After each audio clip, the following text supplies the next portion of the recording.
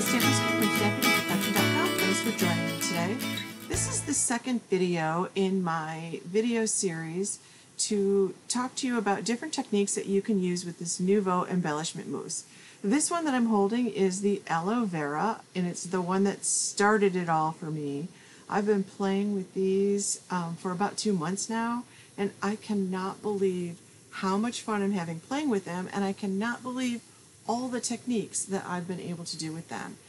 From watercoloring to using stencils, and whether you use one of the colors, like the one in my right hand right there is one of the red colors, that's French Rose. Whether you use that or the gold, like I have in my hand, that's Indian Gold. Whether you use a metallic named color or one of the other colors, these all give you a beautiful metallic sheen to your projects. It's amazing how pretty they are. So let me share a couple of other techniques. In the first video I shared some stenciling techniques, but in this video I'm pulling out this great color, and it is called Black Ash. Now I really like to add splatter to my projects, and I do have a stencil that does that. Altenew has a stencil that does that. I'm pulling out one of my mini misters. It's already full of water, and I'm using my spatula, and I apologize that I'm off camera here a little bit, but I scooped up quite a bit, like a good chunk, and I'm putting it into the mister with my spatula, and I'm just going to wipe off that spatula with a baby wipe or a wet paper towel. These mousses are actually water soluble, which means that they dissolve in water, so they're easy to clean up with water. It also means that they can dry out, so I just put the lid on top. I should have screwed that on. I don't leave them open on my desk usually. I close them right up, and they're very easy to use, and I accidentally dripped a little, and I can't believe, I'm shocked by the amount of sparkle that I have on that little drip of water. I'm like, it's unbelievable. So I'm really going to shake up this mini mister, and I think that this is going to go a long way, so I will have this around for a little while. I will label it that it's Black Ash Nuvo Embellishment Mousse and keep it in that mister. And I think I'm going to add a couple of metal beads to the bottom. Like, my daughter has a lot of leftover beads from when she was a little girl, and they're not being used, so I'll put a couple metal beads in there to make it easier to shake. So I've got a piece of cardstock cut at 4 1/4 by 11. I scored it at 5 1/2, and I'm just going to cover up the fold part there with some removable labeling tape. That's Post-it removable labeling tape, which I love. And I'm just covering it up with my with a piece of scrap paper, and I am just spritzing it on, and I cannot believe the color. Now I'm going to try just dripping it on, and that doesn't give me the, I want some big splatters, and they're coming out kind of light, those big splatters. I want some dark black splatters. So I'm going to take some of that mousse and put some amount on my craft mat with my palette knife, and I just squirted it with my distress sprayer. It's just water, and I'm mixing like crazy. I'm going to add a little more water because I really want it to be watery.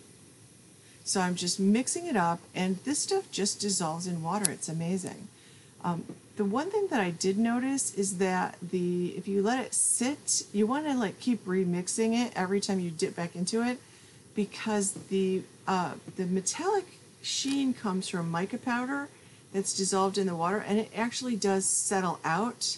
So I'm pulling out one of my round paint brushes, and I'm like filling it, and I'm getting these big beautiful drops. I'm so excited. Look at those drops. Like, this is just going to be amazing to add to my projects. This is the first time I tried splattering it that way, and I'm so excited about it. Like, I'm just really excited that I can get the spray effect, and I'm really excited that I can, it's so simple that I can just scoop it on just like I would perfect pearls onto my craft mat, add some water, mix it up with my paintbrush, and sprinkle it on. And that's going to be the background of this card. I'm going to keep this card super simple, but I'm very excited about this. And I am going to put this aside to dry, because it does have those big those big splatters do have some three-dimensional aspect to them. And that tape that I just pulled off, unbelievably, is that it's completely dry. The spritz is completely dry, but I want to give those big splatters some time to dry. And that was just regular cardstock or Bristol paper maybe. That was not watercolor paper. So had I used watercolor paper, I might have gotten a different effect. So now I decide to actually pull out a scrap piece of cardstock, and I pull out also a scrap piece of watercolor paper. I decide that this works so well with that black ash, I want to see what I can do with some colors. So I pull out some colors, and I tried to sort of get a rainbow array of colors here. I mean, I've heard that you can watercolor with them, so now I just want to play around, and I've got some inexpensive paintbrushes there because I'm not sure what it's going to do to my paintbrushes. It turns out it doesn't hurt them because it's easy to clean up. You just rinse them in water. So that's my French rose, and I'm just going to put a little bit. Like this stuff will if you keep this closed so it doesn't dry out, this stuff really doesn't take very much mousse to do any of the techniques that I'm showing you in this video series. Like, it's surprising to me.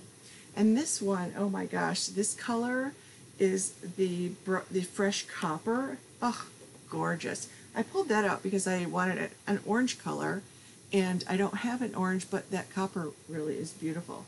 Now here's the Indian gold, and of course that's my yellow. And I put a lot of that. I really love these metallics. Now this one is a fun one. This is aquamarine, and I just love aquamarines and teals and lagoon color, so I wanted to try this one. And I'm doing the same thing. I'm going to just add a scoop of that to my craft mat. And what I've discovered is that these are going to go a long way. This would be a great technique to do to a whole sheet of paper. Like, I just did this on little scraps. And this, by the way, is Pacific Teal. Isn't that pretty? Like, oh my gosh, pretty. And now I'm going to spritz them with water, and then I'm going to mix each of them. I want to put a good amount. I kind of want it pretty wet, like I had with the black ash that I used to splatter. And I'm just going to use my palette knife, and then I'm going to like clean it off on a baby wipe or a wet paper towel, or a dry paper towel even. And I'm just mixing each one of these. So I'm getting them wet, just like I would my inks if I wanted to watercolor with them. So this is exactly what I would do, except with the inks I would just smush it onto my a clear block or a palette or my craft mat like this. I love this craft mat too, by the way. This is just wonderful. So now I just want to see, what does this look like when I take a paintbrush and watercolor on the paper. So I'm going to try a couple different things. I pull out my jar of water, and I'm going to wet my brush. I like to have a really wet brush when I start to watercolor. And I'm going to try it first. I'm going to add some water to the cardstock, and I put some of that French rose on. Look at that spread. I was surprised about that, actually. So this is a wet on wet technique. And now I'm going to take a little of the gold, and I'm putting it on dry. I did not put water on there, and it doesn't spread very much at all. So I really like the wet on wet technique better than the wet on dry. There's water where I just put that copper. So I'm going to add water to the rest of that paper, and now I'm going to add some teal. And I was a little disappointed at how like transparent that teal actually was.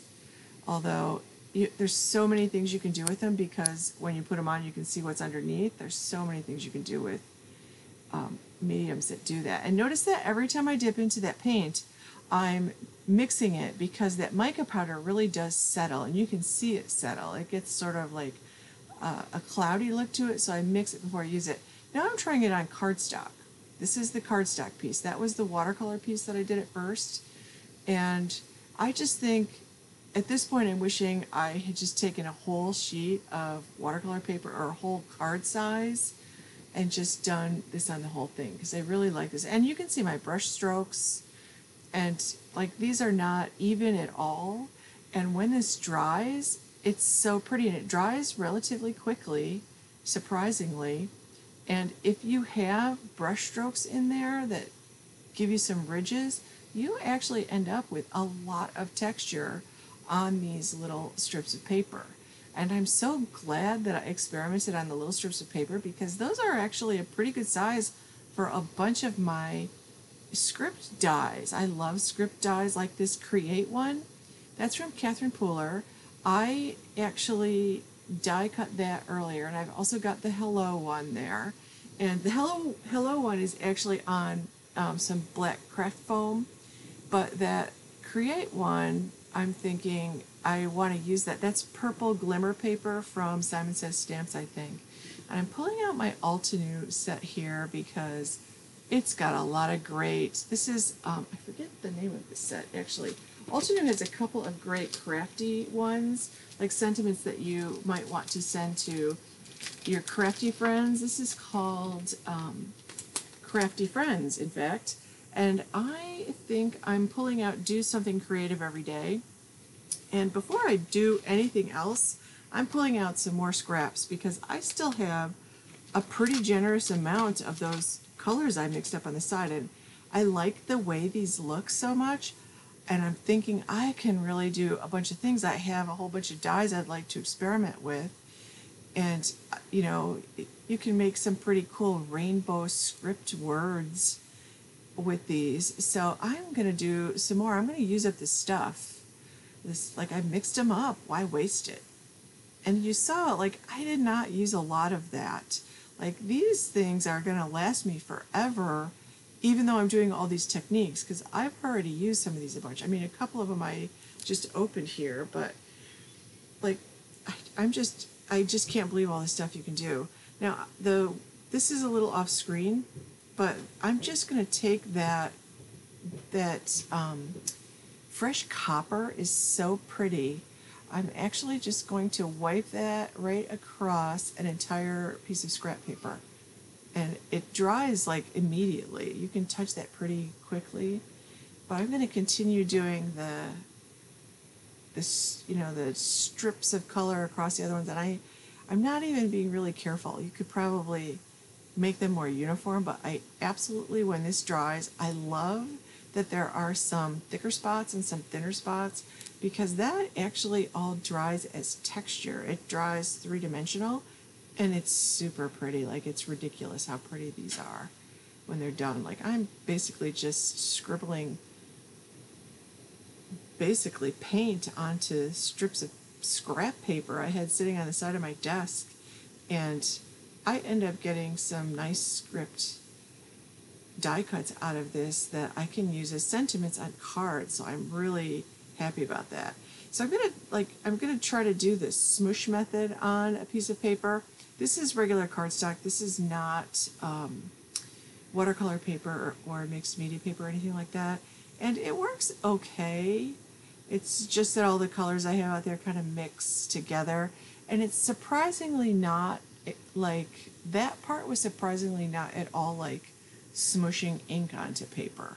It left a lot of white spots, but I'm gonna keep it, see what I can do with it. And I'm just washing out my brush, just swishing it in the water, and you can see the mica powder come off the brush and swirl around in that jar of water.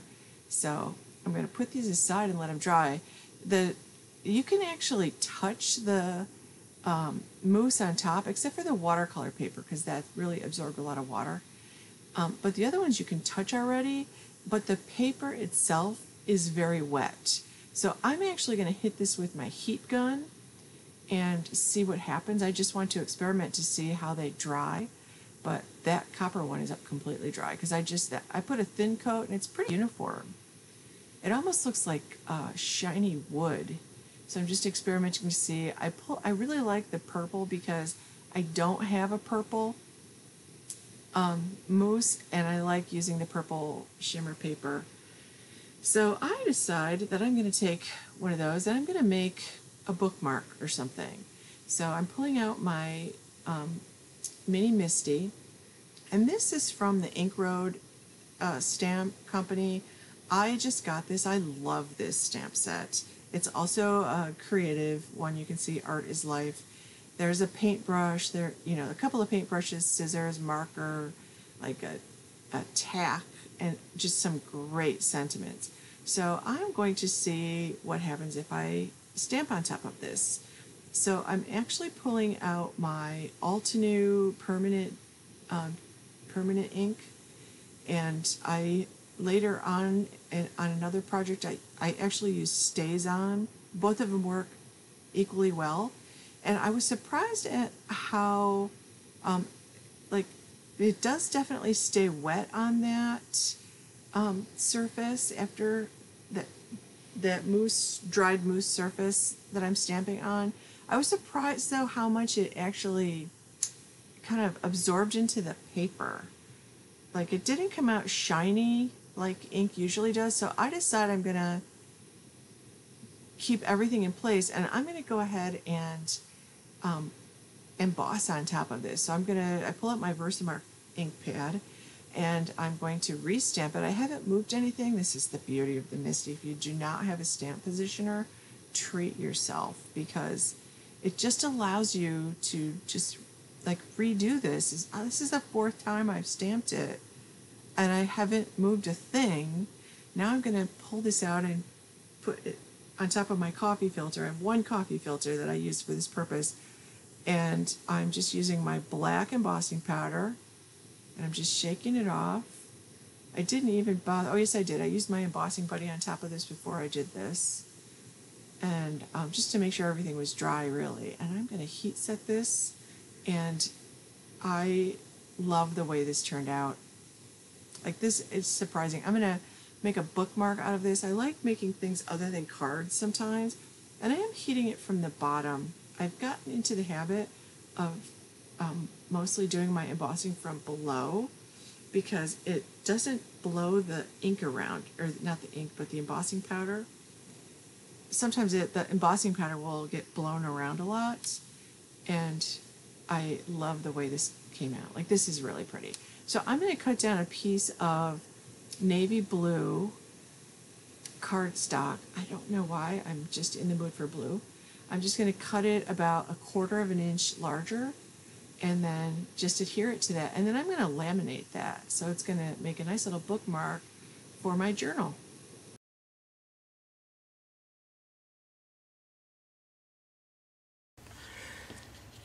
So just to show you how I finished up this card, once it dried, I just trimmed down one of these little pieces that I created.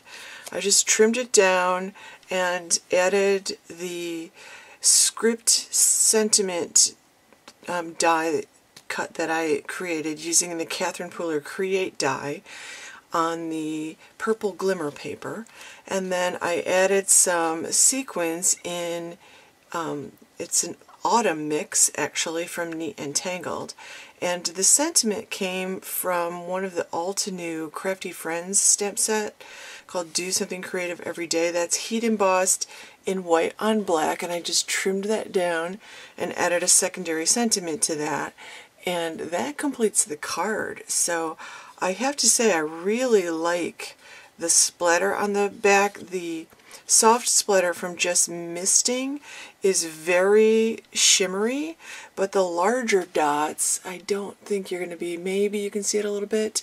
The larger dots really have a lot of shimmer, and I don't know if you can see, but I used the glossy accents to fill my sequins, and I let those dry just to kind of give my sequins a little bit of shine also. So that completes that card, and then I have I was able to stamp on this. I used the Ink Road stamp set called A Beautiful Mess to stamp on a couple of images, and I did end up embossing that in black, and I like the way that came out. I just glued it onto, or I used adhesive and attached it to a piece of navy cardstock, and I'm going to laminate this and use that as a bookmark in my journal. So those are just, you know, a couple more projects. And I've already shared these. If you haven't seen the video, I shared a couple of different ways to add the embossing paste with a stencil. And then these are other videos that I've created. This one is a video showing you how to use the superfine glitter, but I also created my own stripes here, and the red is put on with a blending foam, and it's just put directly onto the paper. And this is that same French rose color that I used to watercolor the strip with. Like that's this is the same as that. So I just blended it over till I got it dark enough to look like a Christmas card. And then this is one I created a while ago. When I first got it, I just blended the aloe vera green directly onto the paper. I masked off a strip and then just blended it directly onto the paper, and it gave me this really pretty sheen. So I could just color the background of my paper very easily with that, and I created a one-layer card with just dimension from the die cuts that I used. And then this is the next video I'm going to show, and I think this may be my favorite. So stop by for video number 3, and I'll show you how to make this one. And isn't that pretty? I'm looking forward to actually making that video, and I still have more techniques besides these to share with you. So if you have not yet tried these embossing mousses, I highly recommend them. They're very addictive. That's all I have to say about that. And oh, by the way, here's some more cards and techniques that I've got to share in later videos. So thanks for watching. Stop by my blog at stampingimperfection.com. Make sure you give this video a like and share with your friends on your favorite social media. And make sure you subscribe to my YouTube channel and my Instagram. Thanks for watching.